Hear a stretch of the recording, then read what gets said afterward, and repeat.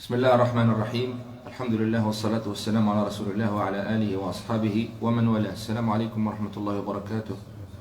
أيها الإخوة في الله, bonsoir tout le monde. Donc on se retrouve dans cette nouvelle conférence sous le titre La conversion à l'islam entre les bienfaits et les défis. Pourquoi on a choisi ce sujet?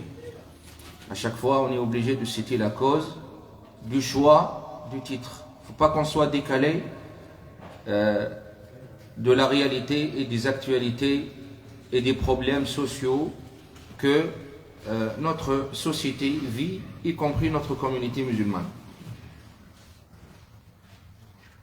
Alors on a choisi parce que j'ai remarqué que beaucoup de personnes qui se convertissent à l'islam ont besoin d'être encadrées. Car malheureusement, je ne dis pas dans la majorité des cas, ni la plupart des cas, je dis que j'ai remarqué que beaucoup parmi eux, hommes ou femmes, ils tombent dans des mauvaises mains. Ça, c'est une réalité. Ah oui, ils tombent dans des mauvaises mains. Ils sortent du tourbillon du polythéisme ou du athéisme et ils tombent dans un autre tourbillon. Un autre tourbillon, il s'agit d'une doctrine et une tendance assez spéciale. Donc la conversion à l'islam, c'est quelque chose de bien, de formidable. Alors, avant de citer les bienfaits, je vais vous donner les points importants qu'on va évoquer dans cette conférence. Alors, la question, tout d'abord, pourquoi tu te convertis? Qu'est-ce que c'est l'islam et pourquoi tu te convertis? 2, tu t'es converti à l'islam, est-ce que tu es obligé de te laver ou pas? De faire la purification générale. D'accord? 3, est-ce que ta conversion à l'islam, tu dois l'exposer ou tu as le droit de te convertir discrètement? On va répondre à cette question. Tu t'es converti à l'islam, par quoi tu dois commencer? Tu t'es converti à l'islam, est-ce que tu es obligé de tout pratiquer? Les saintes prières, le mois du Ramadan, etc. La totalité des obligations? Et tu dois t'abstenir et arrêter toutes les interdictions?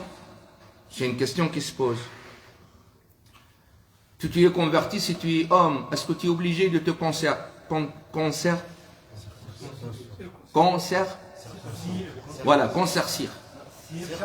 circoncire. Circoncire, c'est la circoncision. Est-ce que tu es obligé de faire la circoncision? 3 ou 5 ou 6.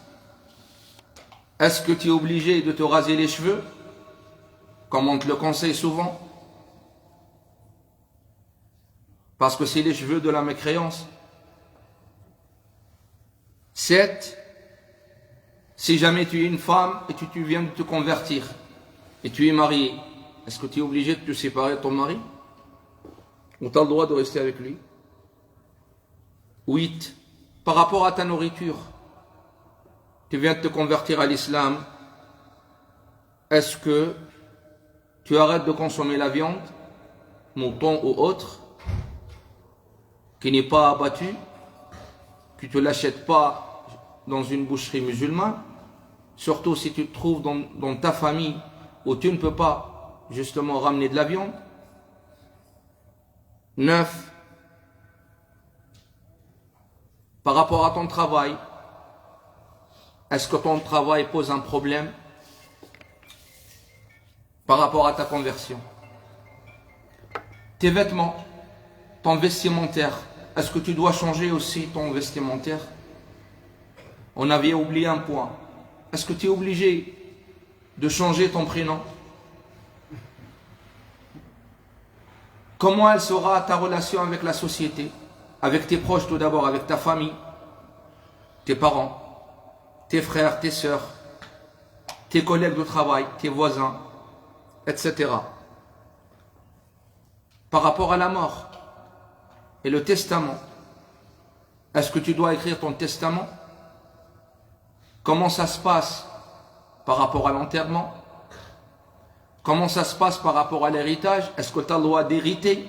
Si jamais l'un de tes parents il meurt, toi tu es converti, et l'un de tes parents il vient de mourir, est-ce que tu as le droit de l'hériter ou pas? Et si jamais toi tu vas mourir, que Dieu prolonge ta vie, bien sûr. On ne te souhaite pas la mort. Comment ça se passe? Est-ce que on t'hérite si jamais tu as un enfant ou une fille qui ne sont pas musulmans? Tout ça et le reste, ce sont des questions qu'on vient de poser et qu'on va y répondre avec l'aide de Dieu. D'accord? Donc c'est un sujet qui est assez délicat et important. Donc je ne m'adresse pas qu'aux convertis seulement. Je m'adresse à tout le monde parce que même les musulmans de confession, les gens de confession musulmane qui ont hérité l'islam, d'accord? Ils ont besoin d'apprendre ces jugements juridiques. Alors commençons par la première question. Pourquoi tu te convertis à l'islam? Qu'est-ce qui te ramène à la conversion exactement? Moi je pose la question à n'importe quel converti que j'ai croisé. Est-ce que tu as réfléchi avant de te convertir? Est-ce que tu as cherché? Est-ce que tu as lu? C'est ça la question. C'est quoi la cause de ta conversion? Qu'est-ce qui te pousse? Qu'est-ce qui t'encourage? Est-ce que c'est dû à une fréquentation, à ta fréquentation aux musulmans, aux arabes et musulmans? Est-ce que c'est une conversion qui est causée par une relation de couple? Donc tu vas te convertir par amour pour ton conjoint ou ta conjointe? Je m'adresse aux hommes et aux femmes, c'est pareil. C'est ça la question. À la base, la conversion à l'islam, il faut qu'elle soit pour Allah. Donc là, le premier point important, c'est un fondement dans l'islam, c'est quoi? C'est la sincérité, l'ikhlas. L'islam lillah. La conversion à l'islam, il faut qu'elle soit une conversion pour Dieu. Car l'islam, dans sa définition, qu'est-ce que c'est l'islam? Alors certains ils disent, l'islam c'est la paix. Oui, non, il contient le sens de la paix dans sa législation, dans le comportement, etc. Non, l'islam c'est pas ça. La définition de l'islam, c'est la soumission. Celui qui est musulman, il est censé d'être soumis à qui? À Dieu. Celui qui embrasse l'islam, qui se convertit à l'islam, donc il déclare quoi? Sa soumission à Dieu, tout simplement. D'ailleurs, si jamais tu faisais partie des gens du livre, tu étais juif ou chrétien, déjà, est-ce que le fait d'embrasser l'islam, tu vas effacer ton ancienne confession ou la totalité de ce que tu croyais? Non. Pourquoi? Parce que il y a beaucoup de points communs entre l'islam et le judaïsme et le christianisme, qu'on le veuille ou pas, puisque ce sont des religions monothéistes à la base. Vous voyez ce que je veux dire? Les trois religions, ils croient à la base à l'unicité d'Allah, que Dieu est seul, est unique, et qui mérite d'être adoré seul, qu'on n'a pas le droit d'associer qui que ce soit en lui par rapport à l'adoration, et qui n'a pas de fils, et qui n'a pas engendré, qui n'a pas été engendré, et qui n'a pas de femme. Ça c'est le fondement de la religion monothéiste. Le polythéisme, il a été inventé de la part de qui? De la part des païens et des romains, pour celui qui connaît l'histoire. D'accord? Donc il y a une falsification qui s'est produite dans les autres religions malheureusement. Les gens du livre, ils croient à la prophétie, à la totalité des prophètes, ou à tous les prophètes. Ils croient au paradis, à l'enfer, la résurrection, le jugement, etc. D'accord? Donc le fait que tu vas te convertir à l'islam, tu ne vas pas effacer Jésus et tu ne vas pas effacer Moïse. Non, l'islam il t'incite encore à y croire et respecter les deux. Car les 6 piliers de la foi, parmi les 6 piliers de la foi, croire à tous les prophètes, croire en Allah seul, à Dieu, en Dieu, et croire à ses anges, croire à tous ces prophètes et messagers sans exception. On n'a pas le droit de choisir, oui, celui-là il me plaît, l'autre il me plaît pas. Hein? Ça marche pas. D'accord? 4. On doit croire à quoi? À ses livres. 5. On doit croire au jour de dernier jugement. 6. On doit croire au destin, mal ou bien. Ce sont les 6 piliers de la foi. On est d'accord? Donc, qu'est-ce que tu vas faire quand tu vas embrasser l'islam? L'islam, c'est comme la dernière année au lycée. C'est le bac. C'est le bac. Pour finir tes études. C'est la dernière étape, en fait. C'est la dernière étape secondaire. On est d'accord? Tu vas te convertir à l'islam. Donc, tu vas y croire encore à Jésus. Et tu vas croire à la Sainte Marie. Tu vas croire à Jésus que c'est un prophète. Que c'est un prophète d'Allah. Que c'est un messager d'Allah. Et que la Sainte Marie, c'est sa maman. La Vierge Marie, qui était vierge. Et qu'elle était chaste. Et qu'elle était pieuse. Et qu'elle a une grande place dans l'islam, à un point que dans le Saint-Coran, il y a tout un chapitre qui s'appelle Surat Maryam. Le chapitre Marie. N'est-ce pas? Regardez le Coran. D'accord? La Sainte Marie et Jésus, ils ont été cités dans le Saint-Coran plus que 30 fois. Donc ils ont une grande place dans le Saint-Coran. Moïse, c'est pareil. Plus que 70 fois, il a été cité dans le Coran. D'accord? Donc l'islam, c'est une continuité à quoi? À la religion monothéiste. C'est la continuité. C'est tout. Donc on doit se poser la question, pourquoi on se convertit? Qu'est-ce que c'est l'islam exactement? La conversion, il vaut mieux qu'elle soit après une réflexion. Il ne faut pas se précipiter. Il ne faut pas que la conversion de l'islam se produise sous la pression de X ou de Y. Alors faites attention, je m'adresse aux gens qui pensent à se convertir, surtout s'ils se trouvent dans leur vie personnelle, ils vivent, leurs conjoints c'est des musulmans. Faites attention de ne pas tomber dans ce piège. On ne se convertit pas pour faire plaisir au conjoint, ni par amour. Car Dieu, il ne va pas accepter cette conversion. Le conjoint n'a pas le droit de te faire la pression pour que tu te convertisses. Dis-lui que la conversion à l'islam, c'est une soumission à Dieu et ce n'est pas à toi.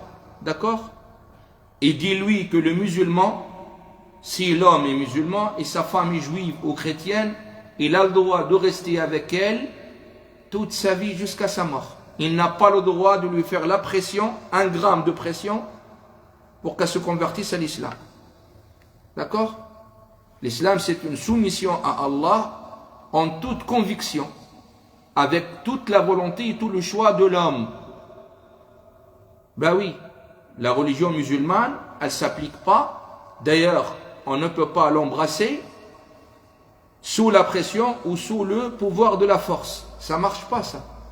Ça ne marche pas.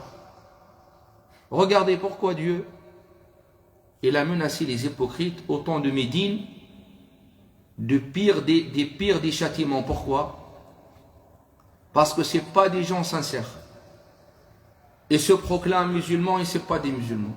Ils se proclament croyants et ce n'est pas des croyants. Et à chaque fois, le Coran, il parle d'eux, il dit يَقُولُونَ بِأَفْوَاهِهِمْ مَا لَيْسَ فِي قُلُوبِهِمْ. Ils disent avec leur bouche ce qu'il n'y a pas dans leur cœur. Donc c'est des gens qui ne sont pas francs. L'islam, il te demande d'être franc. Tu veux être croyant, c'est ton choix. Tu veux être un non-croyant, c'est ton choix aussi. وَقُلِ الْحَقُّ مِنْ رَبِّكُمْ فَمَنْ شَاءَ فَلْيُؤْمِنْ وَمَنْ شَاءَ فَلْيَكْفُرْ. Allah il dit, dites la vérité qui vient de votre Seigneur. Celui qui veut y croit, et celui qui ne veut pas, il ne croit pas. L'homme est créé libre dans son choix. Après, il assumera sa responsabilité auprès de son Seigneur. Le prophète sallallahu alayhi wa sallam, qui était censé de transmettre le message, à chaque fois, Allah il lui met ses limites. وَلَوْ شَاءَ رَبُّكَ لَآمَنَ مَنْ فِي الْأَرْضِ كُلُّهُمْ جَمِيعًا أَفَأَنْتَ تُكْرِهُ النَّاسِ حَتَّى يَكُونُوا مُؤْمِنِينَ. Allah Azza wa Jalla, il dit à son prophète, si Allah voulait que tout le monde se rende des croyants, il le fera. C'est toi qui vas contraindre les gens pour y croire. Donc il lui dit, tu as des limites. فَذَكِّرْ إِنَّمَا أَنْتَ مُذَكِّرْ. Rappelle, car tu n'es qu'un rappeleur, c'est tout. Tu rappelles, c'est tout. لَسْتَ عَلَيْهِمْ بِمُسَيْطِرْ. Tu n'es pas un dominateur, tu ne vas pas les dominer. Ok? Pour qu'on soit d'accord. Donc j'appelle chaque personne qui a l'intention de se convertir à réfléchir d'abord et à se poser la question, pourquoi? Et on aimerait bien que la conversion soit après une recherche. Oui, après une lecture et recherche. Et attention, attention et attention, 3 fois. Je vous appelle à ne pas juger l'islam à travers les musulmans. Ça, c'est catastrophique. Ah oui, ne jugez pas l'islam à travers les musulmans. Nous, les musulmans, on n'est pas une référence. Commençons par moi-même. On n'est pas une référence. L'islam, c'est la religion parfaite. Les musulmans, ils ne sont pas parfaits. Parce que la religiosité, c'est l'effort de l'homme. Nous, on essaie de pratiquer. Notre pratique, parfois c'est bon, parfois c'est pas bon. D'accord? Le souci, c'est quoi? C'est les sources. Il va chercher où? Dans les livres. Mais dans quel livre? Dans quel livre exactement? Il va lire le Coran, la traduction coranique. C'est qui l'a traduit? L'interprétation, la traduction. Ça peut être complexe. Surtout avec Internet aujourd'hui. On n'en parle même pas. Vous voyez? Mais sachez une chose. Pour vous faciliter la tâche. Si vous êtes vraiment sincère, votre sincérité, elle ne sera pas perdue. Les gens sincères, Allah subhanahu wa ta'ala va les guider vers le bon chemin. Pourquoi je dis cela? Parce qu'il y a une réalité, qu'il y a une diversité, une divergence entre les musulmans, comme il y a eu aussi entre les juifs et les chrétiens. C'est vrai ou pas? Chez les chrétiens, il y a combien de tendances? Des milliers. Catholiques, protestants, orthodoxes, mormons, etc., etc. Aujourd'hui, les musulmans, il y a les sunnites, il y a les chiites, et les sunnites aussi, il y a les courants maintenant. On entend parler des tendances et des courants, salafistes, ikhwan, frères musulmans, tablir, je ne sais pas quoi. Chaque chouka, ah oui, mettez-vous à la place de quelqu'un qui n'est pas musulman. Moi, je me mets à sa place. Quelle tendance que je dois suivre? Ben oui, je deviens fou. Et chacun, il dit j'ai raison. Chacun, il dit j'ai raison. Vous voyez? Bon, c'est pas le problème. En tout cas, les musulmans, ils sont d'accord. Même entre tous les tendances et les courants, ils sont d'accord sur les fondements de l'islam. Ce que je viens de citer, les 6 piliers de la foi, là, il y a un consensus.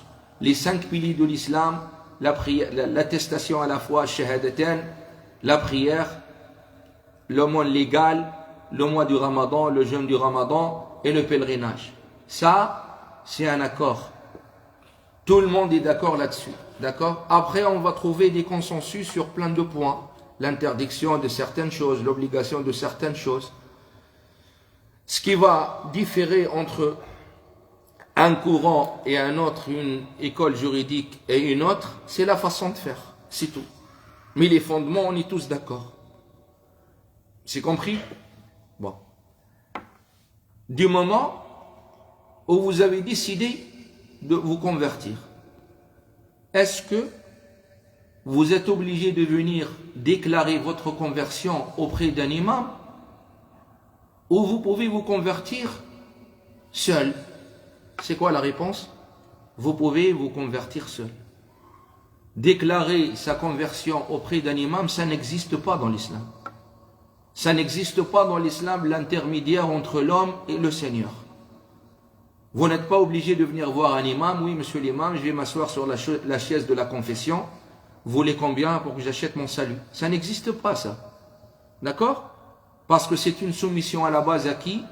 À Dieu. Sauf que les gens, quand ils se dirigent vers les mosquées ou vers les imams, pour que les imams leur expliquent, peut-être s'ils ont besoin d'une explication, il n'y a pas de mal. L'imam, il sert à quoi? À expliquer et éclaircir quoi? Certains points, c'est tout. Mais il ne représente pas Dieu sur terre. Personne ne représente Dieu sur terre et personne ne remplace Dieu sur terre. Les imams et les théologiens et les prédicateurs, on sert à quoi? À transmettre. On n'est pas mieux que les gens aussi. On transmet et ça se trouve qu'il y a celui qui nous écoute, il est mieux que nous auprès d'Allah millions de fois. On sait parler, d'accord, mais on n'a que de la langue en fait. Après, il faut voir la pratique. On peut bien parler et jouer le pieux et faire l'acteur, comment dire. Après, il faut voir le comportement à côté de tout ça. Vous voyez? On essaie d'être exemplaire le maximum. Après, on est des humains, on est des hommes et on ne sera jamais parfait car on n'est pas des anges. Si jamais vous décidez votre conversion, il y a un rapprochement là, muqaraba. Est-ce que c'est mieux de l'exposer, de le publier, ou c'est mieux de le faire discrètement? Ça dépend de ta situation.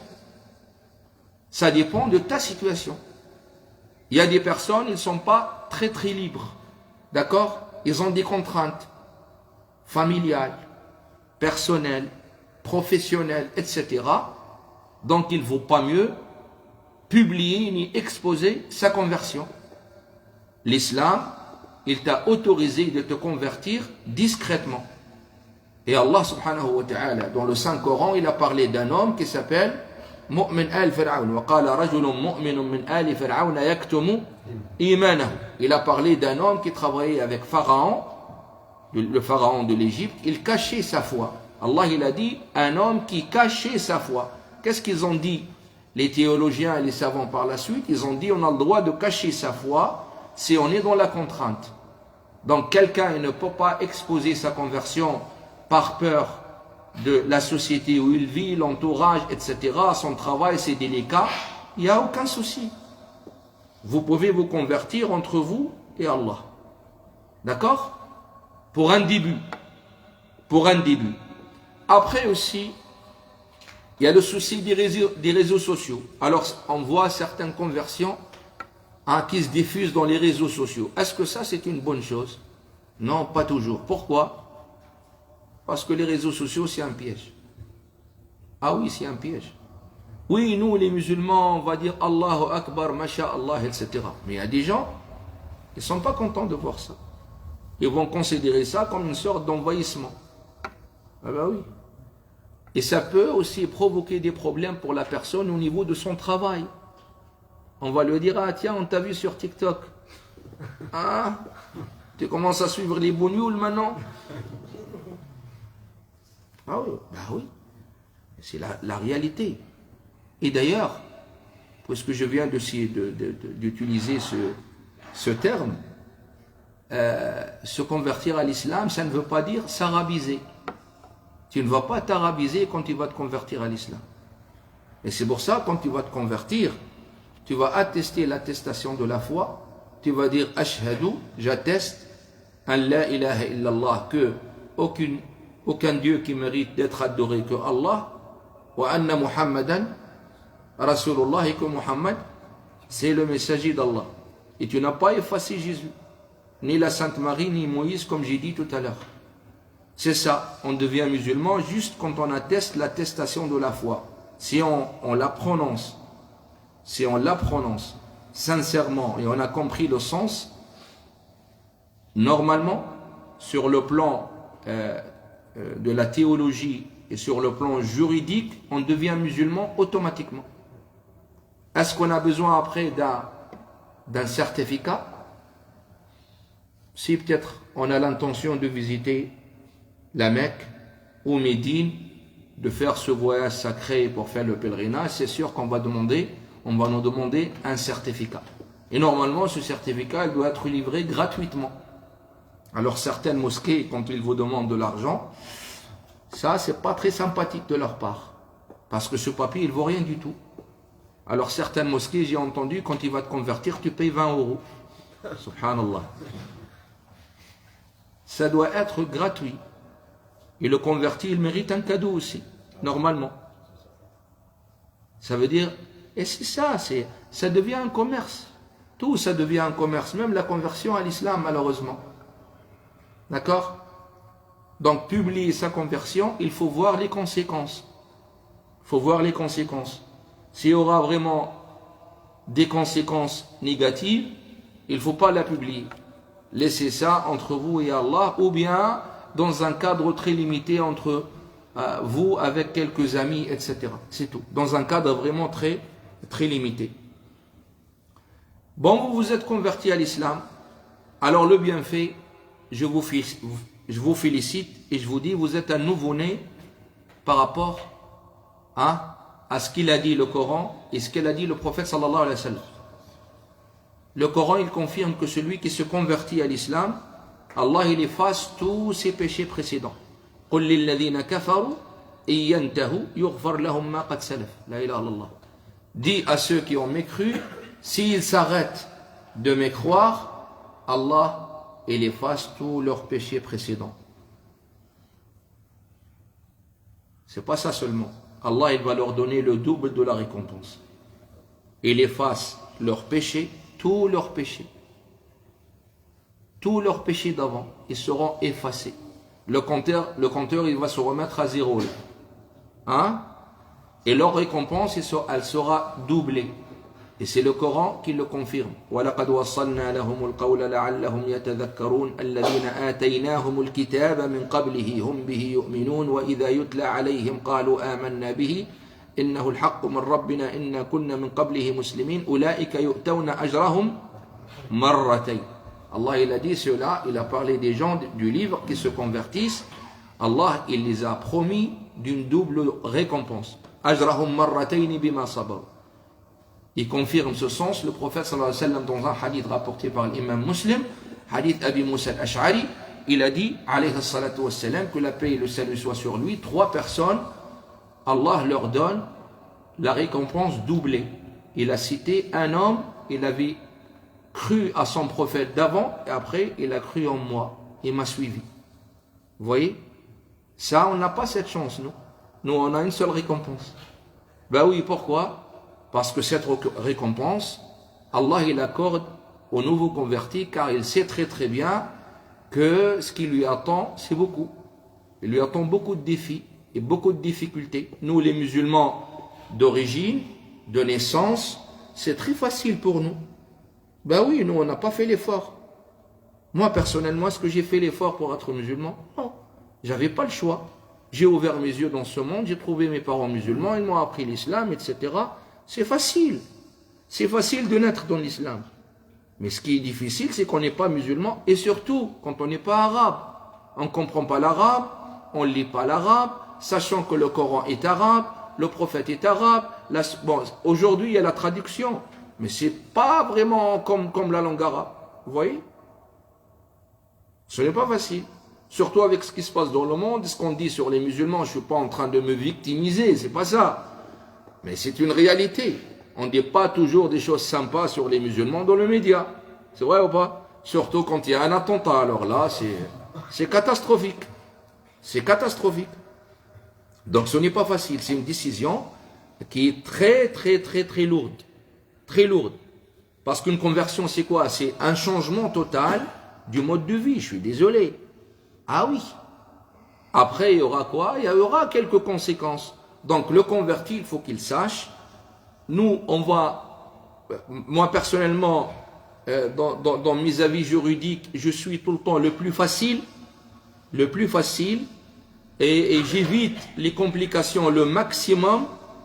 Mais il faut qu'il sache aussi qu'il sera éprouvé, c'est obligé. L'épreuve, elle est là. Et c'est pas que pour lui seulement, même un musulman de naissance, parce qu'il y a les nouveaux convertis, il y a les nouveaux repentis. Les nouveaux repentis aussi. Parfois, quand on se repentit à la religion, on avait hérité l'islam ou la religiosité traditionnelle, on va dire. Hein? Et après, on veut faire un autre cheminement vers Allah par rapport à notre pratique. On est éprouvé. On va nous regarder à travers, on sera critiqué, sur le sein de la famille, etc., etc. D'accord? Donc l'épreuve, elle est là. on va essayer le maximum d'éviter toutes les complications. Après, par la suite, le paradis n'est pas facile non plus. Le paradis n'est pas facile. Vous venez de convertir. Est-ce que vous êtes obligé de changer votre prénom? Non, pas du tout. Pourquoi? Parce qu'il n'y a aucun texte qui le confirme. Les compagnons, le prophète sallallahu alayhi wa sallam, quand il se convertissait à l'islam, les compagnons, le prophète, il n'a jamais changé leur prénom. Sauf un prénom qui va contenir un sens de mécréance. Ce qui n'est pas le cas. Ce qui n'est pas le cas dans la majorité des cas. Ism fih ma'na al-kufr. Sinon, vous n'êtes pas obligé de changer votre prénom. C'est même, je vous dis, j'irai plus loin. C'est pas préférable. Et souvent, des convertis, quand ils se convertissent, ils changent leur prénom. C'est pas qu'on leur impose, mais on va leur dire, allez, à partir d'aujourd'hui, choisissez un nom musulman. Il n'y a pas de nom musulman. Il n'y a pas de nom musulman. Le prénom auprès d'Allah ne vaut rien du tout. C'est vrai que Dieu il nous a appelés à quoi? À donner des beaux prénoms à nos enfants. Mais tant que le prénom il a un sens qui correspond à une valeur, qu'il soit en arabe ou qu'il ne soit pas en arabe, c'est du pareil au même. C'est du pareil au même. Donc je répète la phrase que j'ai prononcée tout à l'heure. Votre conversion à l'islam, ce n'est pas une arabisation. Rien à voir. Je ne sais pas si ça se dit le terme, j'essaie de le... Hein? Tu ne vas pas t'arabiser. Tu n'es pas en train de devenir un arabe. Reste tel que tu es. Français, anglais, chinois. Hein? Garde ta nationalité, tes coutumes, il n'y a aucun souci. Alors il y a un converti, il s'appelait Alain. Il a déclaré sa conversion à la mosquée. Alors l'imam, qu'est-ce qu'il lui a dit? Aujourd'hui, on ne va plus t'appeler Alain, on va t'appeler Ali. Il a dit, bon, bah, Ali. Elle est rentrée chez lui, sa maman l'a appelé, Alain, tu es là? Non, non, je ne m'appelle plus Alain à partir d'aujourd'hui, je m'appelle Ali. Ali Baba encore. Oh là là. Ils ont commencé à compliquer sa vie en fait. Ils lui cherchent la complication. Ils lui cherchent la complication. Donc gardez vos noms et vos prénoms. Il n'y a aucun souci. Est-ce que vous êtes obligé de vous laver? Faire ce qu'on appelle le ghusl, la purification totale. Il y a une divergence. Alors la divergence, quand je dis la divergence, c'est une divergence juridique entre les écoles de la jurisprudence. Il y a 4 écoles juridiques. Il y a l'école hanafite, l'école malikite, l'école shafi'ite et l'école hanbalite. Qu'est-ce que c'est une école juridique? C'est une méthodologie de l'interprétation du texte. C'est très facile. Inch'Allah, on va parler des écoles juridiques dans une conférence avec l'historique, etc. et les dates et ceux qui ont fondé ces écoles. Ne vous inquiétez pas. Donc, ce sont des écoles. Chaque école a sa méthodologie de l'interprétation du texte. Les Malikites et les Hanbalites, ils ont dit, celui qui se convertit à l'islam, il est obligé tout de suite de se laver. D'accord? L'imam Shafi'i, les Shafi'ites, qu'est-ce qu'ils disent? Ils disent, s'il se convertit, il faut lui poser la question, est-ce qu'il a fait quelque chose qui est la cause de faire la purification? Par exemple, le rapport, s'il avait fait un rapport avant la conversion. Ou par exemple, si une femme s'est menstruée, elle vient d'être arrêtée. Là, on lui dit quoi? Lavez-vous. L'imam Abu Hanifa, il dit non, c'est quelque chose de préférable. Pourquoi? Parce que la conversion à l'islam, elle efface tout. La conversion à l'islam, elle efface tout. C'est quoi l'avis le plus favorable? On dit par précaution, hein, vous vous lavez, par précaution. Alors le prophète sallallahu alayhi wa sallam, il ne leur donnait pas les compagnons pendant leur conversion de se laver. Mais les compagnons, ils l'ont fait par eux-mêmes. Il y a eu plusieurs conversions. Le compagnon, il va se laver et après il va revenir. D'accord? On dirait qu'ils ont appris ça du prophète sallallahu alayhi wa sallam. Mais le prophète sallallahu alayhi wa sallam, il ne l'a pas ordonné, il n'a pas donné l'ordre. ça serait alors dans un cadre préférable, c'est tout, et ce n'est pas une obligation. Après, par quoi commencer? On a dit la conversion à l'islam, elle se réalise à travers l'attestation verbale, d'accord? Donc, du moment où on atteste l'attestation de la foi, on est considéré comme musulman auprès d'Allah et auprès de la communauté musulmane. On est d'accord? Bon. Le nouveau converti, il vient de quitter un monde et rentrer dans un autre monde. D'accord? Il a en face de lui une liste. Une liste de quoi? D'engagement. Que ce soit des obligations ou de s'abstenir à faire des interdictions. Alors, je le rassure, je lui dis, vous n'êtes pas obligé de prendre tout à la fille. La religion, ça ne s'applique pas de cette façon. Il y a tout le temps le sens de la progression. Notre référence et notre exemple, c'est le prophète sallallahu alayhi wa sallam. Et je vais vous choquer avec 3 hadiths là tout de suite. Vous n'avez jamais entendu de ces hadiths. Et je suis sûr que plusieurs qui m'écoutent là, ou qui vont m'écouter plus tard, ils n'ont jamais entendu ces hadiths. Savez-vous que le prophète sallallahu alayhi wa sallam, il a accepté la conversion de l'islam de certaines personnes en posant une condition un petit peu bizarre? Alors il y a un homme, il y a un hadith rapporté par l'imam Ahmad, il est authentique, un homme, hadith Nasr ibn Asim, un homme il est venu vers lui, il lui a dit, ya Rasulallah, je me convertis à l'islam à condition, je prie 2 fois par jour, je ne peux pas prier 5. Je peux prier que 2 fois. Qu'est-ce qu'il a dit? Il a dit, j'accepte. Prie 2 fois. Imaginons, ce monsieur, il s'est dirigé vers un imam là, pas tous les imams, mais vers un imam d'aujourd'hui là qu'on a en France. Il va lui dire, ya Cheikh, hein, je veux me convertir à l'islam, est-ce que je peux prier une seule prière ou 2? Qu'est-ce qu'il va lui dire? Ah non, il ne faut pas jouer, hein. 5 prières, hein. Ah bon, t'es mieux que le prophète, toi? T'es plus pieux que le prophète? Ou tu connais plus que le prophète? Alors va apprendre d'abord, d'accord? Deuxième hadith, Thaqif. Thaqif, c'est la tribu de Taif. C'est la tribu qui a habité à Taif. Cette tribu, ils ont posé comme condition à leur conversion de ne pas faire l'aumône légale. On ne donne pas de zakat. On se convertit à condition, on ne donne pas de zakat. On ne donne pas de zakat. Et on ne veut pas participer avec toi dans tout ce qui est guerre, etc. Il a dit, il n'y a pas de souci. Vous vous convertissez et j'accepte votre conversion. 3e hadith. Ça, c'est plus choquant encore. Plus choquant. Hadith Hakim ibn Hizam. Hakim ibn Hizam, c'est un personnage arabe, un Qurashite. Il avait une personnalité. Il a dit à Rasulallah, je me convertis à l'islam, à condition. Quand je prie, pas de recours, pas de soujoud. Je prie debout. Non, je ne peux pas. Ça ne m'intéresse pas ni de m'incliner, ni de me prosterner.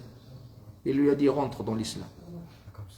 Tous les trois cas, ils se sont convertis à l'islam et après leur conversion s'est améliorée. L'imam Ahmad, le fondateur de la 4e école juridique, qu'est-ce qu'il a dit?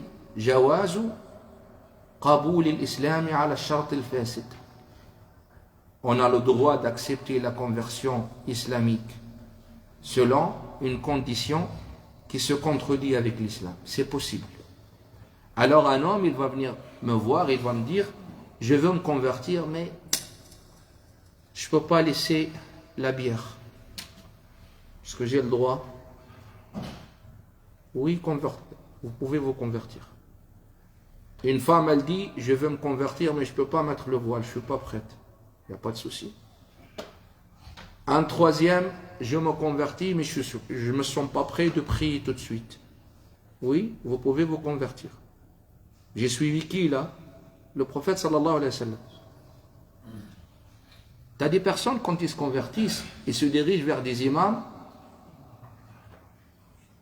alors ils leur donnent la liste.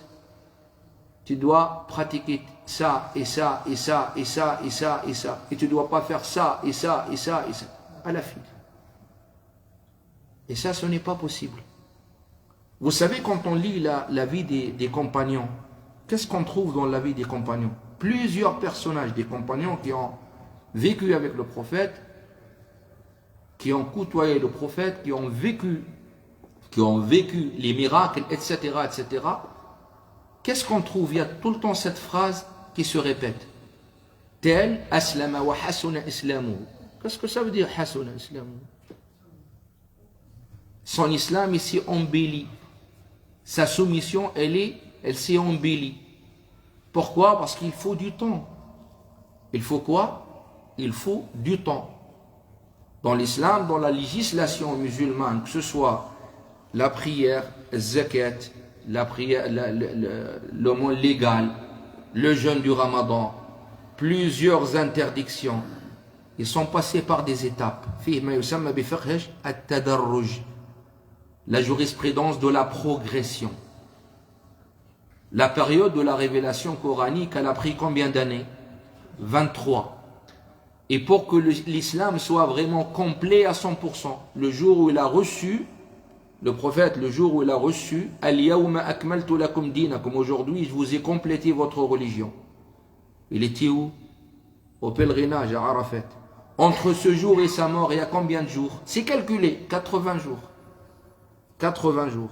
Ça veut dire toute la vie du prophète, alayhi salatu wassalam, pratiquement, la religion n'était pas complète.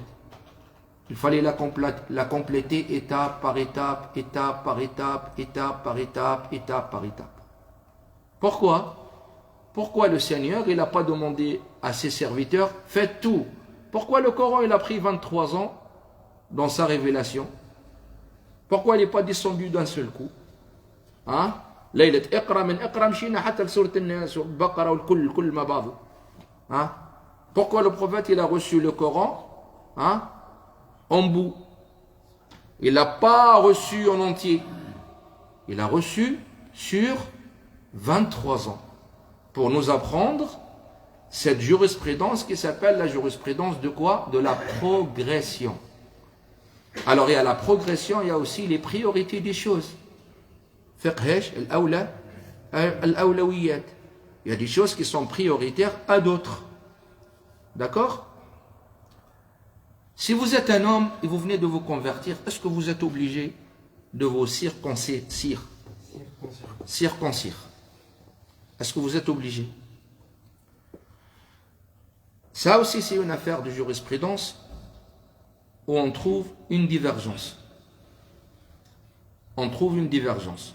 L'imam Malik, rahimahullah, et l'imam Al-Shafi'i et Ahmed, ils disent que la circoncision est une tradition prophétique très demandée, sunna mu'akkadah, très demandée, très conseillée. Certains savants la considèrent comme une obligation. Et ça, c'est un deuxième avis à l'imam Malik. À l'imam Malik, à un point qui dit celui qui n'est pas circoncis, il ne mérite pas de faire l'imam. Ça, c'est son avis personnel. Mais cette affaire, il n'y a pas de consensus dedans. Pourquoi? Parce que l'imam Abu Hanifa ou Al-Hassan al-Basri, ils disent que la circoncision, ce n'est qu'une sunna, ce n'est qu'une tradition prophétique préférable. Préférable. Ça veut dire s'il se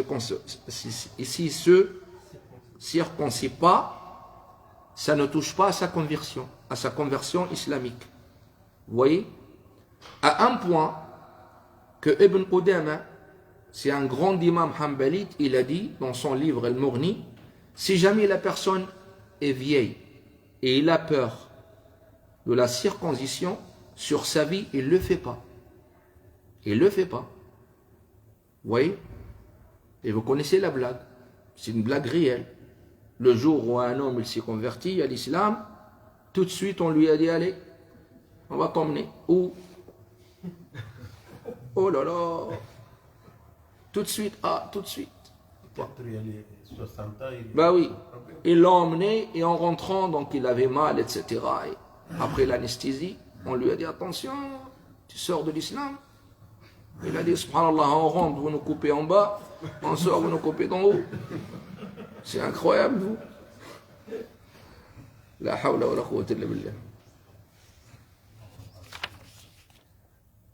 Alors, par rapport aux cheveux, je sais qu'il y a un hadith qui a été rapporté par l'imam Abd al-Razzaq fi Musannafihi, où le prophète, soi-disant, il a dit rase-toi les cheveux de la mécréance. C'est un hadith qui n'est pas authentique. Il n'y a pas de cheveux qui s'appellent cheveux mécréants ou cheveux croyants. C'est un hadith qui ne tient pas debout. Il n'est pas authentique. Pourquoi? Parce que dans sa chaîne de transmission, il y a 3 personnes qui ne sont pas dignes. Qui ne sont pas dignes. Le prophète sallallahu alayhi wa sallam, il n'a jamais ordonné les compagnons de se raser les cheveux pendant le moment de leur conversion. Et même ces cheveux, ils étaient comment?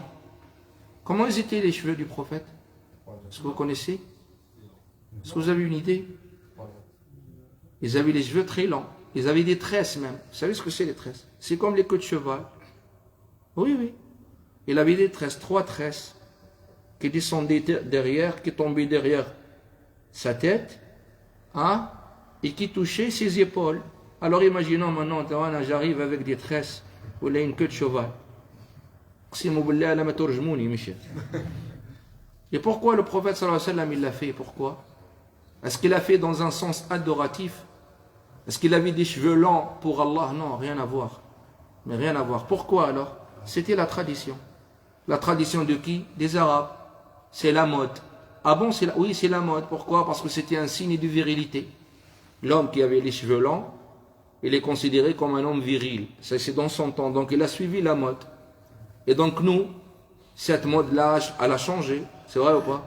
Pourquoi? Parce que dans la majorité des cas, enfin, ça dépend le pays et la société. Nous, les Maghrébins, un homme qui se laisse pousser les cheveux très longs, c'est très mal vu. C'est vrai ou pas? Ah, le Hajj, il dit oui, oui. Ah, l'ancienne génération, il ne faut pas parler de ça. Oui. Donc, là, on parle de quoi? D'apparence. L'apparence n'a aucun sens, n'a aucun poids, n'a aucune importance auprès d'Allah subhanahu wa ta'ala. Gardez votre apparence comme vous voulez. D'accord? Que vous ayez les cheveux longs ou les cheveux courts, il n'y a aucun souci. Alors certains, ils posent la question sur ce qu'ils appellent le qaza'. Ils ne savent même pas ce que c'est le qaza'. Qu'est-ce que c'est le qaza'? Le prophète sallallahu alayhi wa sallam, il a vu un garçon, on lui a rasé la moitié de ses cheveux, on a laissé l'autre rasé. Alors le rasage, qu'est-ce que c'est le rasage? C'est un ras. On va prendre le rasage. Le rasage, il est connu. Donc on a 2 choses, on a coupé et rasé. Le prophète sallallahu alayhi wa sallam, il a dit, ou bien rasez-le en entier, ou laissez-le en entier. Le jugement du qaza' là, le jugement chez les 4 écoles, c'est déconseillé makrouh, c'est même pas haram, déjà. Ça veut dire quand on voit quelques jeunes, ils le font, ils se rasent carrément avec le rasoir, ils laissent le haut de leurs cheveux. Il ne faut pas faire une histoire. Ce n'est pas haram, c'est makrouh ça, d'accord?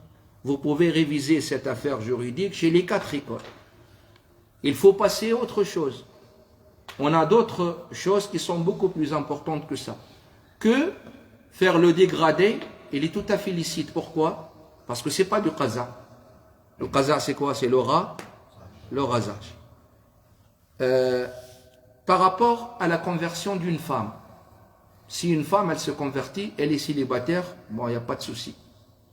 Si elle est célibataire, il n'y a pas de souci. Le jour où elle va se marier avec un musulman comme elle, ça serait préférable. Et comme ça, il ne va pas lui faire la pression pour qu'elle quitte l'islam. Alors si jamais elle se convertit après le mariage, si elle se convertit après le mariage, c'est quoi son cas? Alors si elle est sous un conjoint musulman, il n'y a pas de souci. Ce n'est pas un souci. Elle n'est pas obligée de refaire le contrat du mariage, puisqu'elle était mariée avec qui? Avec un musulman. Un 3e cas, si elle se convertit avant la consommation du mariage. Elle s'est mariée civilement et sa conversion, elle s'est produite avant la consommation du mariage. Sachant que son mari n'est pas musulman. Qu'est-ce qu'on dit? Attendez. Attendez. Alors, moi, je suis en train de parler d'un point de vue religieux. D'un point de vue religieux. Après, vous savez très bien que les gens, ils transgressent. Après, ça reste une liberté personnelle. Ça reste une quoi? Une liberté personnelle. Quatrième cas, une femme, elle vient de se convertir sous un homme qui ne s'est pas converti. Est-ce qu'elle doit le quitter ou pas? Vous voyez les défis maintenant? Il y a des bienfaits, mais il y a des défis aussi. Imaginons, elle vient de se convertir et son mari, il n'a pas l'intention de se convertir. Et je répète ce que j'ai dit tout à l'heure, ça ne sert à rien de lui faire la pression, s'il vous plaît. La conversion, il ne faut pas qu'elle se produise par amour. On est bien d'accord. Ni pression, ni amour. On laisse on laisse les sentiments à côté. On ne mélange pas les sentiments avec quoi? Avec ce qui est religieux. La religion, c'est une relation intime entre toi et qui? Et Allah, ton créateur. Alors, qu'est-ce qu'il dit l'islam? Pour vous dire, vous allez rentrer sur Internet. Alors là, surtout si vous tombez sur quelques personnages que je ne cite même pas leur prénom, laisse tomber, c'est l'enfer. Il va vous dire, non, c'est un kafir, quittez-le, Allah il est grand, il va vous donner un autre mari. Et on dit, ça fait des années que je vis avec lui, je l'aime, etc. Et j'ai des enfants, qu'est-ce que je dois faire? Alors sachez que la bonne réponse, déjà il y a une divergence. Pour vous dire, il n'y a pas de consensus. Moi, le consensus me fait peur. Le consensus, je n'ai pas le courage ni la possibilité de le transgresser. Vous connaissez ce que c'est le consensus? Ça, et le consensus dans la jurisprudence de l'islam, il est très minime, vous inquiétez pas. Et c'est pour ça, Omar ibn Abdel Aziz, qu'est-ce qu'il a dit un jour? Il a dit, ça ne me plaît pas que les compagnons du prophète soient toujours d'accord. C'est un cinquième calife. Qu'est-ce qu'il a dit? Il a dit, ça ne me plaît pas. Ça ne plaît pas que les compagnons du prophète soient toujours d'accord. Pourquoi? Parce que dans le désaccord, on va trouver quoi? Des solutions. Dans le désaccord, on va trouver des solutions. Parce qu'il y a des situations qui sont compliquées, comme cette situation maintenant d'une femme qui vient de se convertir sous un homme. Elle a passé des années avec lui, il a fait que du bien pour elle, c'est son conjoint quand même. Vous voyez ce que je veux dire? Alors, qu'est-ce qu'il dit l'islam? Cette affaire, elle s'est produite au temps du prophète sallallahu alayhi wa sallam, avec sa fille Zaynab et son mari Al-As ibn Rabi'a. Le prophète sallallahu alayhi wa sallam, il a séparé entre eux. Et Zaynab, elle était quoi? Elle était d'accord. La séparation, elle a duré 17 ans.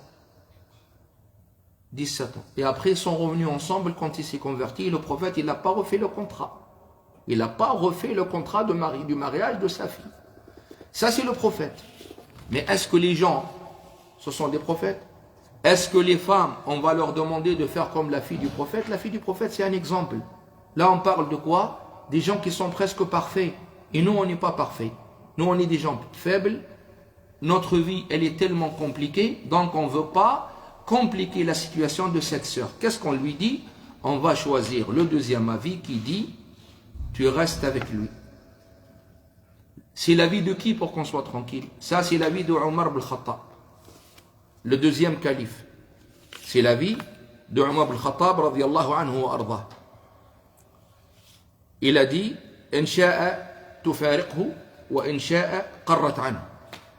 Ça aussi, c'est l'avis de Yazid ibn Abdullah al-Khatmi, radiyallahu anhu. C'est l'avis de Ali ibn Abi Talib. Il a dit, huwa ahaqqu bi bud'iha li'annahu dhu ahdin. Il a dit, c'est à lui de la garder. Pourquoi? Parce qu'il est considéré parmi les gens qui ont des alliances avec les musulmans. Donc, le deuxième calife, il y a deux califes musulmans, ils autorisent la femme musulmane qui vient de se convertir de rester sous un époux, un conjoint non musulman. D'accord? Ça, c'est l'avis de qui? De Ibrahim al-Nakha'i, qui fait partie des professeurs de l'imam Abu Hanifa. C'est l'avis de qui? De l'imam Sha'bi, un grand imam de hadith. C'est l'avis du professeur principal de l'imam Abu Hanifa qui s'appelle Hamad ibn Abi Sulayman. Donc j'ai le cœur tranquille, moi. Et ça, c'est l'avis aussi d'un grand théologien contemporain qui s'appelle Cheikh Faisal Maulawi, rahimahullah, il était le président du Conseil européen de la fatwa en Europe ici. Et je rejoins mon avis à ses avis. Et je dis à cette femme convertie, il ne faut pas quitter votre mari. Sauf s'il vous oblige à quitter l'islam ou il commence à quoi? À vous nuire. Ah là, c'est autre chose. Si vous commencez à subir, si par exemple, il commence à vous faire la pression ou il commence à exercer une certaine violence verbale ou physique, ah là, c'est autre chose. Là, c'est autre chose.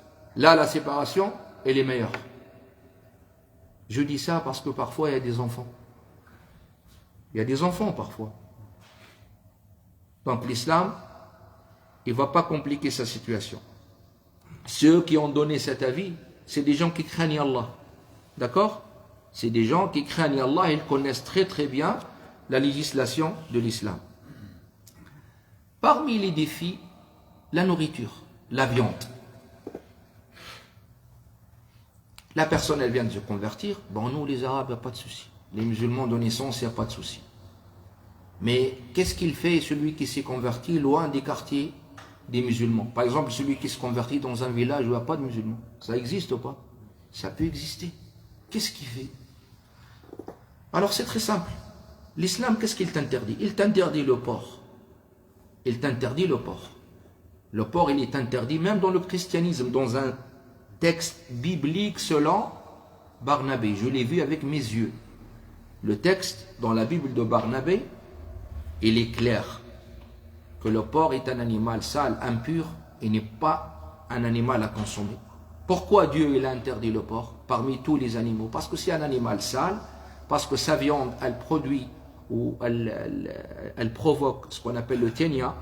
Vous connaissez le ténia là? C'est une maladie qui perce les intestins, l'intestin grêle surtout, l'estomac. Okay? Dieu, quand il interdit quelque chose, c'est pour protéger. On va parler de la philosophie de l'islam par rapport à l'illicite la semaine prochaine. Donc, qu'est-ce qu'on dit? On dit à celui qui vient de se convertir, le porc, il faut l'éviter le maximum. Le reste de la viande, comme le bœuf, le poulet, etc., si vous n'avez pas le choix, vous pouvez le manger. Pourquoi vous pouvez le manger? Parce que l'avis majoritaire des savants, et ça c'est une réalité, ils autorisent la viande des bêtes, des gens du livre. Vous allez dire, oui, mais il n'est pas égorgé, il n'est pas abattu. Je le sais. Moi, je suis en train d'autoriser dans un cadre très limité, très spécial. Une personne qui est loin des musulmans. Une personne où il n'y a pas de boucherie musulmane. Une personne qui ne mange pas le poisson. On ne va pas lui dire non, sois végétarien, il a besoin de protéines, le mec. Ben oui, il a besoin de se fortifier, il travaille et tout. Là, si vous allez visiter les sites de la fatwa de plusieurs savants sur la viande que les gens du livre vendent, ils vont dire c'est halal. Et on n'est pas censé de chercher est-ce qu'ils ont abattu ou pas. Nous, tant que musulmans, puisqu'on a vécu en France, on a vécu en Europe, on a vu comment ils tuent les bêtes, on a vu qu'ils abattent pas les... Parce que le problème, c'est quoi le problème? C'est l'abattage. Et à la base, pourquoi on abatte la bête? Pourquoi on égorge la bête? Pourquoi? Est-ce que c'est un acte barbare? Non. Pas du tout. C'est pour la vider de son sang, parce que le sang, il est très mauvais pour la santé. Et d'ailleurs, qu'est-ce qui se passe pendant l'abattage? On coupe les veines, hein, les grosses veines là, qui transmettent le sang au cerveau. Donc du moment où ils sont coupés, qu'est-ce qui se passe? Il s'évanouit. Il devient inconscient. Donc ils ne sont plus rien du tout. L'anesthésie, qu'est-ce que c'est? L'anesthésie, est-ce qu'elle bloque la totalité du corps ou c'est juste le cerveau? Le cerveau. C'est le cerveau. D'accord? Donc pour la personne qui vit loin des musulmans, qui ne peut pas obtenir la viande halal, la viande saine, hein, et d'un animal abattu, donc elle peut manger la viande cachère. Alors les juifs, il n'y a pas de problème. Eux, ils n'ont pas besoin, ils abattent la bête et il vide de son sang, et j'ai déjà assisté dans un abattoir, j'ai vu comment ils font, c'est quelque chose de formidable. Il n'y a aucun souci. D'accord? Pour les non-juifs, les autres, les catholiques, les chrétiens, les protestants, etc., si ils n'ont pas le choix que manger cette viande-là, à part le porc, ils ont le droit de le faire. Et si jamais il y en a un, il va les blâmer, il ne faut pas qu'ils les écoutent. Pourquoi? Parce qu'il y a un avis là, il y a un avis qui existe. S'ils peuvent s'en débarrasser ou surmonter cela et le remplacer par le poisson, c'est mieux. C'est mieux. Bon. Qu'est-ce qui se passe par rapport aux convertis qui fréquentent sa famille et qui mangent avec sa famille, sachant que sa famille, ils mangent la viande qui n'est pas halal, ils mangent la viande du porc, et ils boivent l'alcool. Est-ce qu'ils quittent la table? Est-ce qu'ils mangent tout seuls? Oh, c'est compliqué.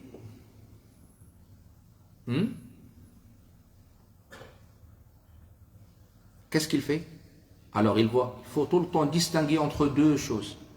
Un acte par sa propre volonté, quand on a la volonté de le faire, et un acte où on n'a pas la volonté. Il y a quelque chose qui s'appelle dans l'islam al-ikrah. L'ikrah, qu'est-ce que c'est? C'est la contrainte. Quand je suis dans la contrainte, j'ai pas de péché. J'ai pas de péché. Oui, le prophète sallallahu alayhi wa sallam, il a dit, celui qui croit en Allah et au jour du dernier jugement, il ne s'assoit pas sur une table où il y a l'alcool. Mais dans quel contexte? Dans le contexte où j'ai le choix. Là, je parle d'un autre contexte. Je ne vais pas couper mes parents, je ne vais pas couper les liens avec mes parents, ni ma famille, parce qu'ils boivent, eux, l'alcool. Et d'ailleurs, même ce hadith, il n'est pas très authentique. Pourquoi? Parce qu'Allah subhanahu wa ta'ala, il a autorisé les musulmans de se marier avec une femme des gens du livre, et c'est Allah azza wa jal que les gens du livre, ils consomment l'alcool ou pas? Et il le sait. Il le sait très très bien que les gens du livre consomment l'alcool, et par la suite de ce mariage, il y aura quoi? Il y aura des liens familiaux avec les beaux-parents, avec le papa de la fille, avec sa maman, ses oncles, etc. Alors, est-ce que c'est un mariage qui va rapprocher le musulman de ces gens-là, ou si c'est une guerre? Ça ne doit pas être une guerre normalement. Ça ne doit pas être une guerre. Vous comprenez? Donc, Allah subhanahu wa ta'ala, il pardonne ce genre de choix quand on est dans un cadre de contrainte. Tu vas dire, oui, mais c'est haram. Je t'appelle et je t'invite à assister à la prochaine conférence la semaine prochaine. La philosophie de l'islam par rapport à l'illicite. C'est un grand sujet, on doit le comprendre. On dit le haram, il y a des degrés dans le haram. Il y a le haram quand je le fais par mon propre choix, et le haram quand je le fais par... J'ai pas le choix. وَقَدْ فَصَّلَ لَكُمْ مَا حَرَّمَ عَلَيْكُمْ إِلَّا مَا اضْطُرِّرْتُمْ إِلَيْهِ. Allah, il a bien détaillé le haram. Qu'est-ce qu'il a dit après? Je vous ai détaillé le haram, sauf ce que vous êtes dans la nécessité. Dans la nécessité, quand vous êtes dans la nécessité. On est bien d'accord. Après, on va parler de la nécessité. Tout ça, on va l'étaler la semaine prochaine. Supposons que c'est haram. Allez. Est-ce que faire le haram pour atteindre des objectifs qui sont importants et qui sont considérables dans l'islam, c'est légal ou pas? Ce qu'on appelle fiqh al-muwazanat. C'est quoi fiqh al-muwazanat? C'est la jurisprudence des équilibres. Quand je ne peux pas atteindre un objectif considérable dans l'islam, sauf si je fais un petit haram. Est-ce que j'ai le droit ou j'ai pas le droit? Bien sûr que j'ai le droit. La preuve. Il faut donner la preuve. Al-Khadir, un prophète qui s'appelle Khadir avec le prophète Moïse, lisez le chapitre Al-Kahf. Qu'est-ce qu'il a fait? Il a cassé le bateau. C'est vrai ou pas? Il a cassé le bateau. Le bateau, il appartient à qui? À des pauvres. Il lui a cassé le bateau. Pourquoi? Pour le préserver. Pour que le roi injuste ne va pas le confisquer. Qu'est-ce qu'ils ont dit les juristes en dessous de cette histoire? Ils ont dit on a le droit de commettre un petit haram s'il y a un objectif derrière ça qui est très considérable dans l'islam. Comme l'histoire de serrer la main de la femme. C'est une histoire là, oh là là là. Ça c'est pareil. Ça c'est pareil. On n'a pas le choix. Est-ce que serrer la main d'une femme, c'est halal ou c'est haram? Déjà, il y a une divergence. Ah oui, il n'y a pas de consensus dans l'affaire. Pourquoi? Parce que même le hadith, où Aïcha radiallahu anha, elle a dit, le prophète, il n'a jamais serré la main d'une femme, sauf une femme qui est halal pour lui. Ça, c'est spécifié au prophète. Mais ce hadith, il y a un autre hadith qui le contredit.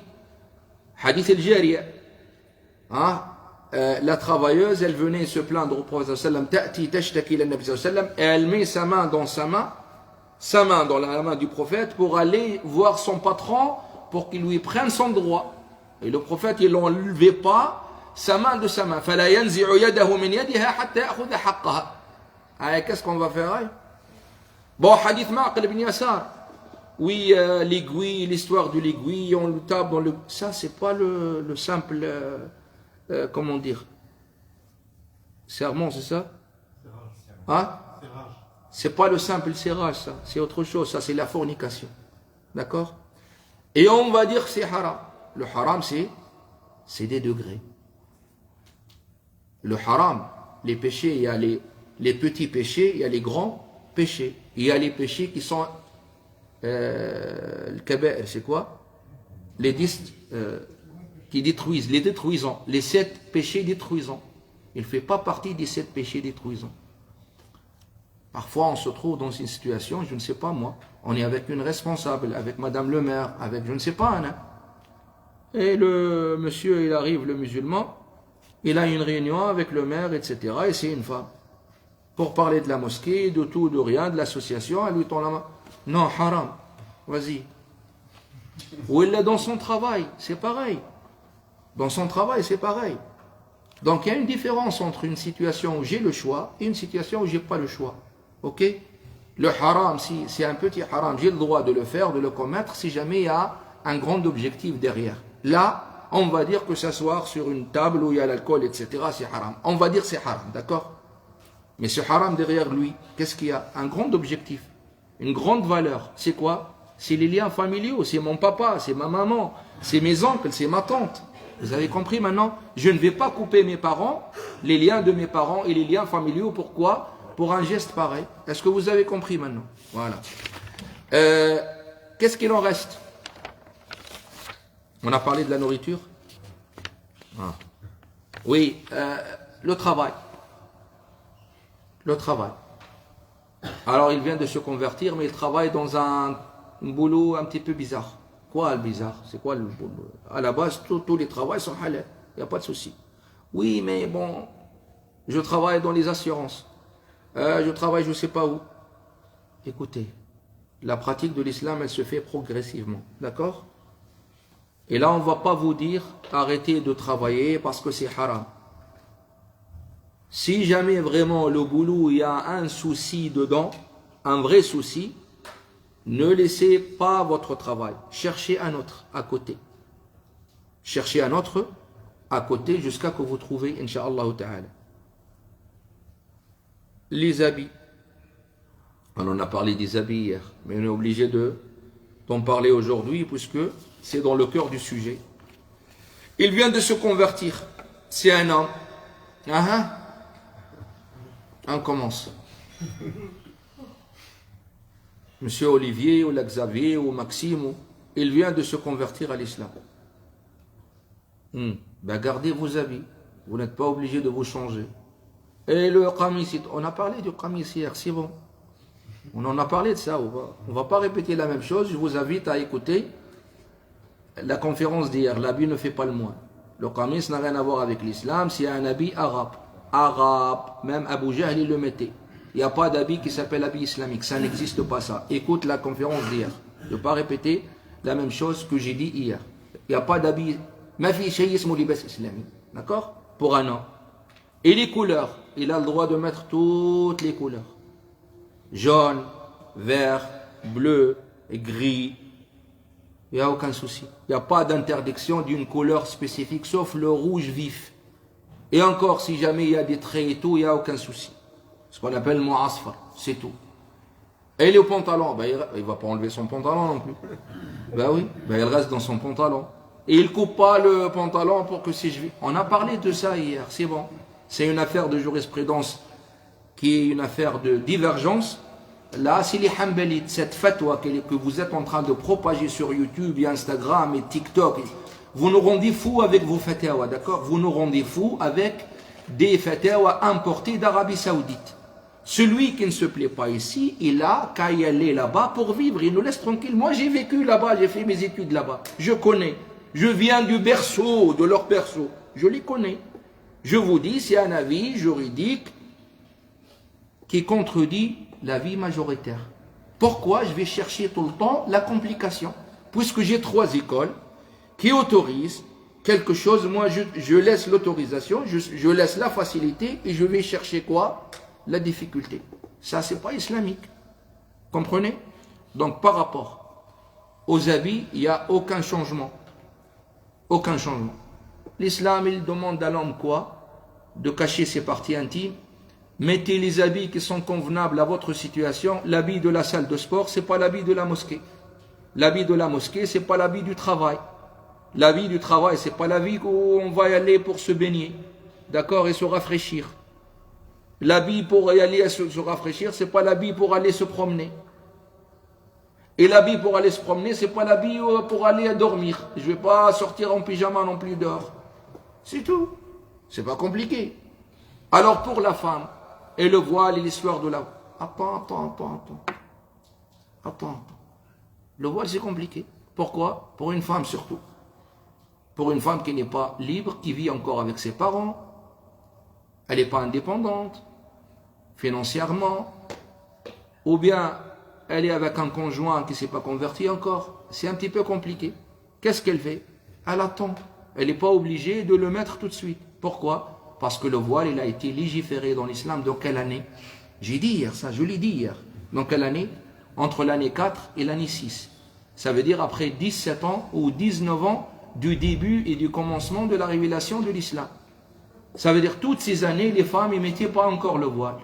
Alors pourquoi Allah il a tardé? Écoutez, tout ce qui a un rapport avec l'apparence, ça a été tardé dans l'islam. Pourquoi? Parce que le plus important c'est quoi? C'est le cœur et la foi. Remplir le cœur et la foi, et après les apparences c'est facile. Comprenez? Donc, par rapport à la femme musulmane, elle n'est pas obligée de mettre son voile tout de suite. Elle attend quand la situation elle sera beaucoup plus facile. Alors imaginons c'est l'étudiante où elle travaille. On applique la règle. C'est quoi la règle? Al-mashaqqatu tajlibu at-taysir. La difficulté ramène la facilité. Et elle est dans quel cadre là? Elle est dans le cadre de quoi? De l'ikrah, la contrainte. Et la contrainte, si elle est là, il n'y a pas de péché. Illa man ukriha wa qalbuhu mutma'innun bil iman. Tu vas dire, mais attends, Allah il a dispensé un homme qui cachait sa foi. Il n'y a pas plus grand que la foi. La foi c'est encore beaucoup plus grand que quoi? Que le voile. Alors certains imams et prédicateurs qui n'ont jamais fait d'études, c'est ça leur problème, et qui parlent quand même, ils continuent à parler à des jeunes qui les suivent, ils vont dire, le voile est obligatoire comme la prière. Ah bon? Où t'as appris? C'est qui ton professeur, tu peux me dire? Cite-moi ton professeur, vas-y. Qui t'a appris ça? Le voile est obligatoire comme la prière. Mais c'est du n'importe quoi là. Pourquoi? Parce que la prière est un pilier de l'islam. D'accord? Et le voile, ce n'est pas un pilier. Je ne suis pas en train de le banaliser, c'est pas ça. Mais le devoir et l'obligatoire dans l'islam, qui est taqra usul fiqh, quand vous apprenez les fondements de la jurisprudence, vous allez apprendre que l'obligatoire, il y a des degrés. La prière, c'est la première des choses que Dieu il va t'interroger le jour de dernier jugement. C'est vrai ou pas? Avant le voile. Avant que la femme soit interrogée le jour de dernier jugement sur son voile, Allah il l'interrogera sur quoi? La prière. On est bien d'accord. La prière, elle a été légiférée dès le début de l'islam. C'est pas comme le voile, il a été bien légiféré après 17 ans ou 19 ans. C'est pas pareil. On est bien d'accord. La prière, on la répète 5 fois par jour. Personne n'est dispensé. Même le malade, sauf celui qui perd la raison. Ça y est, s'il devient fou, c'est fini. Et le voile, c'est pas pareil. Ce n'est pas pareil. Donc il faut mettre chaque chose à sa place. Et éloignez-vous, s'il vous plaît, de ce qu'on appelle la religiosité des apparences. Et d'ailleurs, même, écoutez, la femme, elle peut être sans voile, mais elle est dans un cadre pudique. Vous le savez ça? Est-ce qu'elle est obligée de mettre un voile comme on le connaît là, comme on voit? Est-ce qu'elle peut cacher ses cheveux à travers autre chose? De mettre un béret, hein? Ou une écharpe autour de son cou, par exemple dans le cadre de son travail. Elle peut pas, elle peut faire que ça. Qu'est-ce qu'on lui dit? C'est halal ou c'est haram? Qu'est-ce qu'Allah il dit? Fattaqullaha mastata'tum. Allah il dit craignez-moi, tout dépend de votre capacité. C'est Allah qui le dit. C'est Allah qui dit craignez-moi, tout dépend de votre capacité. Donc tu pratiques, tout dépend de votre capacité. Autre défi, les relations sociales. Alors là, faites attention. La conversion à l'islam, elle ne vous appelle pas à couper les liens avec tout le monde et de rentrer dans un isolement ou de changer vos relations sociales de façon que vous allez fréquenter que des musulmans comme vous. Là, c'est dangereux et c'est haram carrément. Parce que le droit le plus grand sur l'homme après le droit d'Allah et son prophète, c'est le droit de qui? Les parents. Alors le fait que tes parents ne se sont pas convertis, c'est pas ton affaire.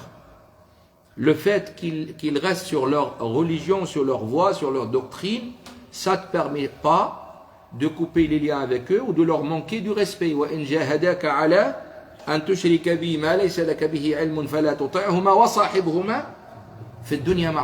Allah il dit si jamais ils font l'effort pour te faire sortir de ta religion, ne les écoute pas, mais comporte-toi de la bonne manière avec eux. Même si c'est des polythéistes, tu ne dois pas leur manquer du respect. Là, en vérité, tu es en face d'un défi de changement comportemental vers le positif. Tes parents, il faut qu'ils voient que tu as changé positivement. Il faut qu'ils distinguent une certaine gentillesse, obéissance, douceur. Et ce n'est pas le contraire. Parce que si tu te comportes d'une façon contraire, alors là, c'est catastrophique. L'islam, quand tu te convertis, il ne faut pas que tu te transformes en un monstre. Tu vas commencer à faire la tête. Et tu tout le temps, tu es comme ça, tu es en deux et tu ne deviens pas. Qu'est-ce que tu as? Détends-toi, monsieur. Détends-toi. Détends-toi. C'est pas ça l'islam. C'est pas la tristesse ni être rentré dans une sorte de psychose ou je ne sais pas quoi, une psychologie bizarre quand même. Vous voyez? Les liens familiaux, c'est pareil, les tantes, les oncles et tout. Silat al-Arham, le prophète sallallahu alayhi wa sallam, qu'est-ce qu'il dit? Il ne rentrera pas au paradis celui qui coupe ses liens. La yadkhulu al-jannata qati'u. Est-ce qu'il a dit sauf les liens musulmans? Non. Il n'a pas dit que les liens musulmans. Il n'a jamais dit ça. Les collègues au travail, c'est pareil. Pourquoi tu leur fais la tête? Pourquoi tu souris plus? Pourquoi tu t'assois plus avec eux? Pourquoi tu prends plus un café avec? Pourquoi? Qu'est-ce qui t'arrive? Qu'est-ce qui t'arrive? Oui, c'est pas des musulmans. Et alors, c'est pas des musulmans. Quand on n'est pas musulman, on n'a pas le droit d'être en amitié avec les gens. Mais c'est grave ça. J'ai l'impression que la conversion de certaines personnes, c'est pas une conversion à l'islam, c'est une conversion à une secte. Là, vous êtes en train de sectariser l'islam, voilà. Et celui qui vous dit, oui, éloignez-vous des gens parce que votre foi, elle est en danger. C'est quoi ça? Est-ce que le prophète, il est parti vivre dans les grottes? Il a vécu avec les gens. Il a parlé avec les gens. Il a dialogué avec les gens. Les polythéistes, c'est des polythéistes, il n'a pas quitté sa société. Et le prophète sallallahu alayhi wa sallam, qu'est-ce qu'il dit? Le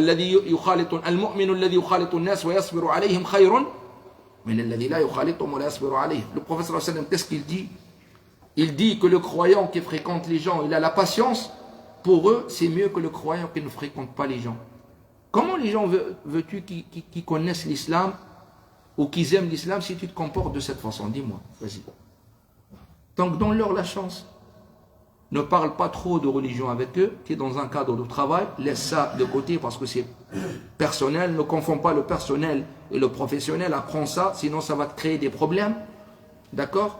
Par rapport à ta prière au travail, si jamais c'est facile, il y a une facilité, il n'y a pas de souci, s'il n'y a pas de facilité, tu as le droit de rassembler entre deux prières comme Dhuhr et l'Asr quand tu rentres chez toi, avant le coucher du soleil, et le Maghrib et l'Isha, si jamais tu travailles le soir, le temps de le Maghrib, ou le temps de l'Isha, ce qu'on appelle un rassemblement avancé ou tardé. D'accord? C'est pareil. Ils ont des fêtes. Ta famille, ils ont des fêtes. Tu as le droit d'assister. Mais tu as le droit d'assister. Tu as le droit d'assister et de leur féliciter. Et tu as le droit aussi de leur souhaiter des condoléances si jamais il y a un mort. Tu es obligé. Tu es obligé de garder tous les liens sans changement. Tu es obligé aussi de rendre visite à celui qui est malade. Et d'aider celui qui est dans le besoin. En fait, les gens, ils ne vont pas aimer ce que tu as ou ce que tu deviens à travers juste l'apparence ou l'appartenance. Non, tu ne vas pas les toucher. Tu vas les toucher à travers ton comportement. L'akhlaq ou al-mu'amala. Avant de finir et de clôturer, on arrive à la mort. Alors, je conseille le converti d'écrire son testament. De dire par exemple, je souhaite être enterré dans un carré musulman ou un cimetière musulman. Si c'est possible. Si c'est possible.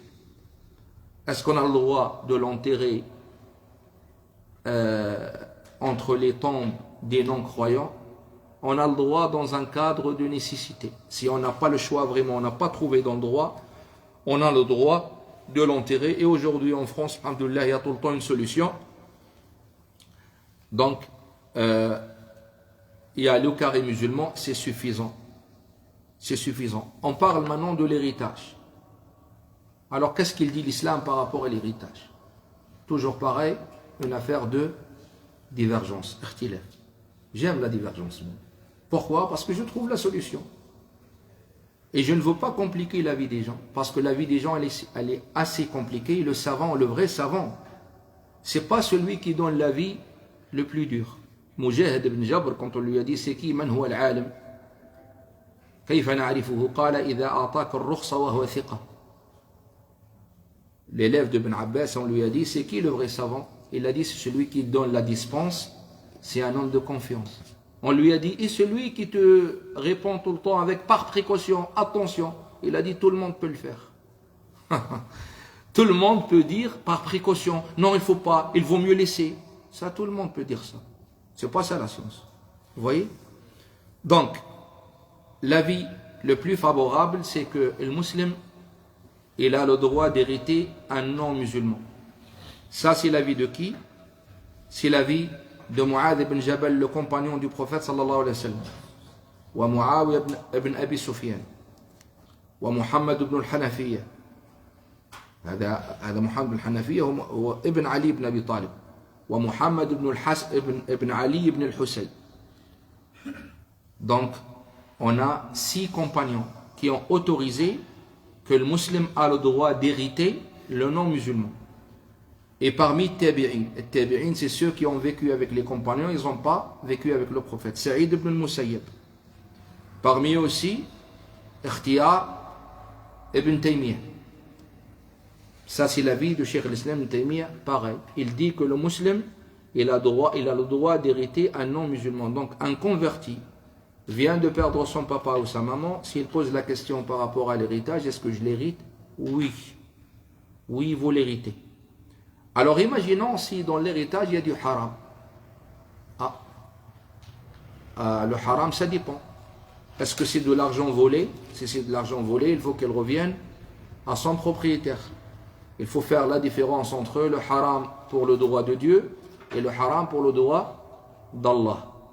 Vous voyez? Donc ce sont des défis, mais vous avez remarqué à chaque fois qu'on se retrouve dans un petit défi ou difficulté, on trouve tout le temps la solution. Et c'est pour ça l'imam Shafi'i, qu'est-ce qu'il dit? إِذَا ضَاقَ الْأَمْرُ اتَّسَعَ. Ça veut dire quand l'affaire elle se rétrécit, elle s'élargit. Ça c'est un proverbe juridique. Quand l'affaire elle se rétrécit, elle s'élargit. Il y a tout le temps une solution. Et Allah subhanahu wa ta'ala, il dit dans le Saint-Coran, Yuridu Allahu bikum al-yusr wa la yuridu bikum al-usr. Allah, il veut pour vous la facilité, il ne veut pas pour vous la difficulté. Ça, c'est un verset dans Surat Al-Baqarah.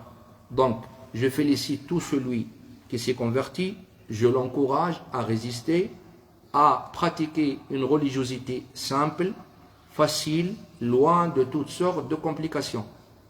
Je n'aime pas voir un nouveau converti il sort de la tourbillon de athéisme ou polythéisme ou autre, il tombe dans un autre tourbillon. Hein, on va commencer à compliquer sa vie, il va commencer à fréquenter certains frères à la mosquée, ça c'est haram, attention, n'écoute pas tel, n'écoute pas tel, n'écoute pas tel, ça c'est interdit, la musique, là je sais pas quoi. Il devient fou. Il finit par quoi? À chercher un shir pour lui faire de l'exorcisme, al-ruqya. Ben oui, à la fin il finit avec des djinns. Il finit possédé en fait. Sa vie, elle est partie en l'air. Et ça, je considère ça comme une situation très grave, c'est un crime ça, de pourrir la vie d'une personne. Donc laissez-les tranquilles. Les convertis, je les appelle à approfondir leur savoir, c'est ça le plus important. Le prophète sallallahu alayhi wa sallam, quand les compagnons se convertissaient, il les orientait vers quoi? Khudhu akhakum faqihuhu fid din wa allimuhu al-Qur'an. De nouveau converti au temps du prophète, qu'est-ce qu'il dit? Il dit prenez votre frère, apprenez-lui la religion. Et quoi encore? Et apprenez-lui le Coran. Donc l'approfondissement du savoir, comme je vous mets en garde de plusieurs sites internet et les réseaux sociaux, que Dieu nous protège de toutes sortes d'égarements. Barakallahu fikum, on se retrouve samedi prochain. Assalamu alaikum wa rahmatullah.